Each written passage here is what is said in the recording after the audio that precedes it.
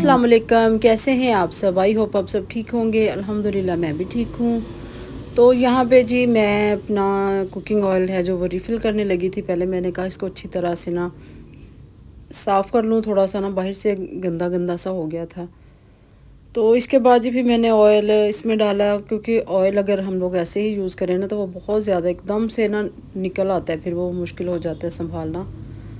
और आजकल मैं ना ये वाला कुकिंग ऑयल यूज़ कर रही हूँ, तो ये बहुत ही अच्छा है, बहुत ज़बरदस्त इसका रिज़ल्ट मिला।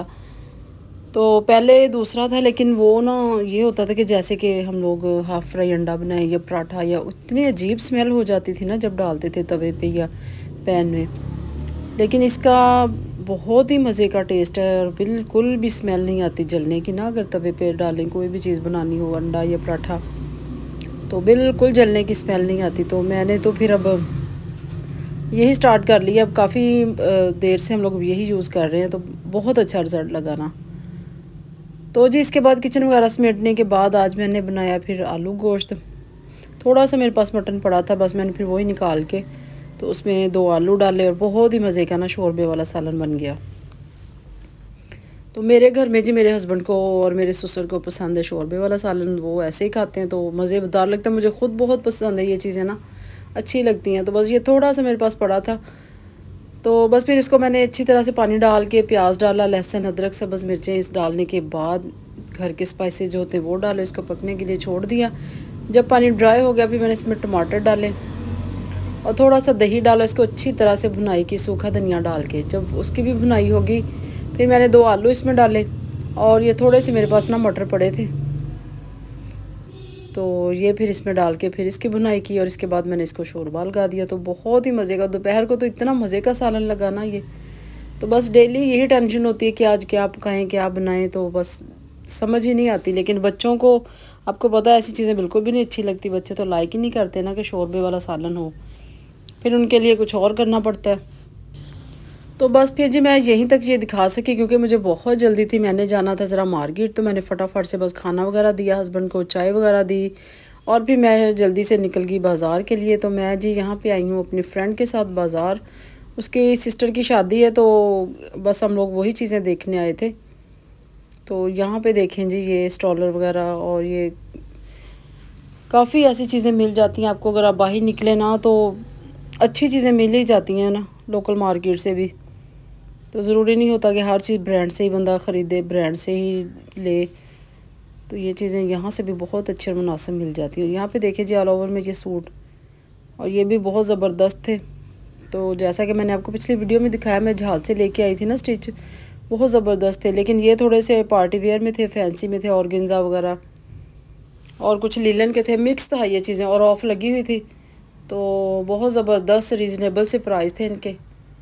तो फिर थोड़ा सा मैं एंटर होगी आगे वाली साइड पे, और ये है जी हमारे फैसलाबाद के भवाना बाज़ार, मतलब बानो मार्केट वाली बाहर वाली साइड है ये। तो यहाँ पे थोड़ा सा पार्टी वेयर में आ जाता है ये। तो ये बहुत ज़बरदस्त इनकी चीज़ें हैं, मतलब मैंने भी ली थी यहाँ से, 1-2 दफ़ा सूट लिए हमने भी। तो अच्छे और रिजनेबल प्राइस हैं, और अगर आप ये लेके स्टिच करें ना, चीज़ें ऊपर काम करवाएं, तो आपको बहुत एक्सपेंसिव हो जाएंगे। तो अगर हम लोग ऐसे बने बनाए उठा लें तो बहुत ही फ़ायदा रहता है इन चीज़ों का ना। ये देखिए ये कितनी खूबसूरत फ्रॉक थी। तो क्योंकि जैसा कि बानो मार्केट फेमस है, मतलब ये काम के हवाले से, ये अड्डे का काम हो गया, कोरा नक्शी दबका, तो ये तो जान है फैसलाबाद की ना। क्योंकि हम लोग ख़ुद जब हमारे फैमिलीज़ में शादियाँ होती हैं तो हम लोग ख़ुद इधर से काम करवाते हैं। और ये देखें जी ये ज़बरदस्त हर चीज़ यहाँ पे मिलती है, हर चीज़ आप जितना मर्ज़ी एक्सपेंसिव ले लें, जितना मर्ज़ी आप अपने बजट के हिसाब से ले लें। तो फिर जी मेरी फ्रेंड की सिस्टर की शादी है, तो यहाँ पे जी उन्होंने फिर लहंगे वगैरह देखे, ये देखें बहुत खूबसूरत लहंगे थे। तो ये तो खैर रेंट पे हैं लहंगे, तो अगर जी हम अपना रेडी करवाएं तो वो तकरीबन जी 2-2.5 लाख से स्टार्ट हो रहा था। फिर आप इससे आगे ही आगे काम जा रहा था, बहुत एक्सपेंसिव चीज़ें। ज़ाहिर सी बात है, ये एक फ़र्स्ट डे का ड्रेस होता है, और यही जो होती है ना फ़र्स्ट लुक, तो वो सब ने यही देखनी होती। तो इस दिन को स्पेशल बनाने के लिए इंसान क्या क्या नहीं करता, और शादी एक दफ़ा ही जी होनी होती है तो फिर इस पर दिल खोल के पैसा हर इंसान लगाता है, चाहे वो अमीर है चाहे वो गरीब है। तो अपनी हैसियत के मुताबिक ना हर इंसान अच्छे से अच्छा करने की कोशिश करता है ना। और ये कुछ ड्रेसेस जो पार्टी वेयर थे वो भी दिखा रहे थे, साथ साथ वो लहंगे भी दिखा रहे थे। और ये अनस्टिच हैं, तो ये फिर वो ज़ाहिर सी बात है वो स्टिच करके देंगे, लेकिन अभी वो दिखा रहे थे कि आप देख लें आपने स्टिच में लेना, ये स्टिच कर देंगे। ये देखें काम कितना खूबसूरत है ना इसका, ज़बरदस्त है।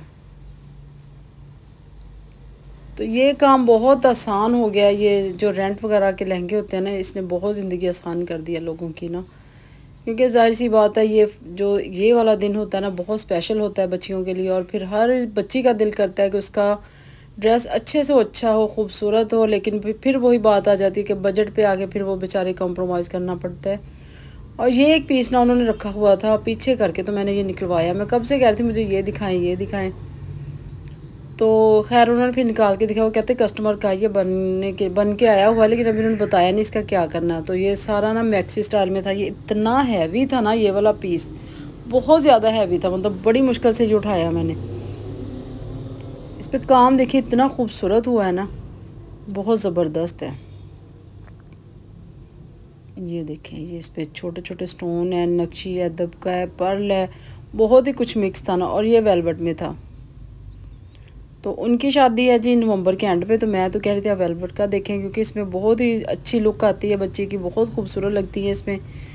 तो अब देखें, फिर अभी फ़ाइनल नहीं कुछ किया, अभी सिर्फ वो पसंद वगैरह करके आए हैं। तो फ़ाइनल जब होगा मैं आपको इंशाल्लाह ज़रूर दिखाऊंगी। फिर जी साथ ही ज्वेलरी वगैरह भी देख रहे थे, तो ज्वेलरी भी बहुत ही खूबसूरत होती है उनके साथ, ज़ाहिर सी बात है फिर वो मैचिंग चीज़ें हर चीज़ दिखाते हैं।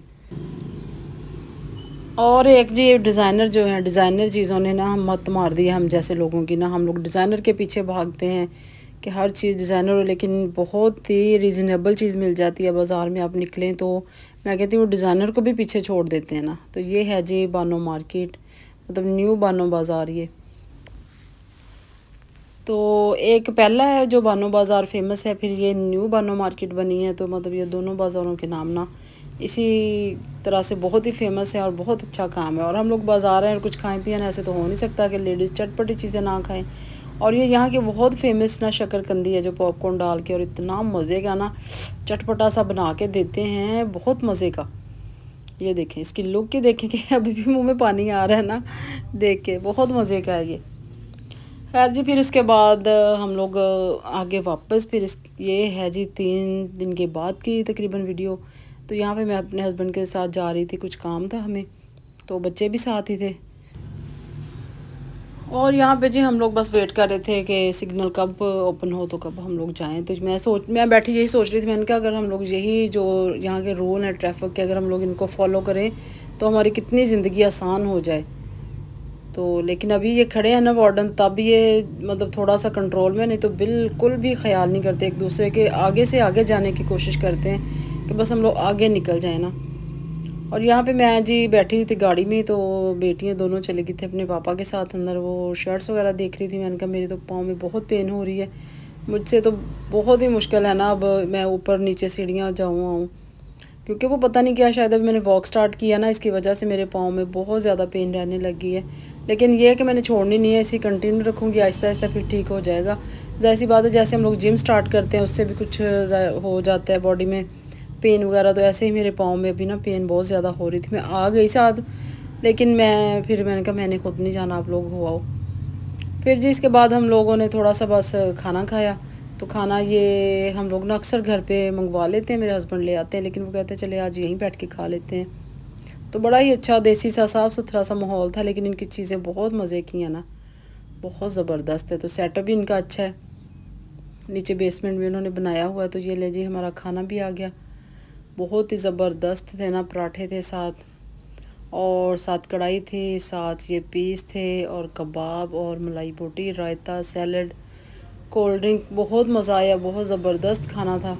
और यहाँ पे देखें जी एसबी से कुछ चीज़ें लेनी थी, बच्चों ने वो ले रहे हैं। तो मैं अभी भी गाड़ी में बैठी हूँ कि जैसे मैंने बताया मेरे पाँव में बहुत ज़्यादा पेन हो रही थी, मैं यहाँ से भी नहीं उतर के गई, मैंने कहा आप खुद ही जाके ले लो, बस मैं आपका वेट कर रही हूँ। तो अगर आप फैसलाबाद के रहने वाले हैं तो आप बानो मार्केट का विज़िट ज़रूर किया करें, कुछ ना कुछ बहुत ही अच्छा और रीज़नेबल भी मिल ही जाता है ना। कभी कभी है तो वो एक्सपेंसिव मार्केट बहुत ज़्यादा है, लेकिन अच्छी चीज़ें भी मिल ही जाती हैं ना अपने बजट में रह के जो हमने लेनी हो। वीडियो अच्छी लगी लाइक करें, सब्सक्राइब करें। अल्लाह हाफिज़, बाय बाय।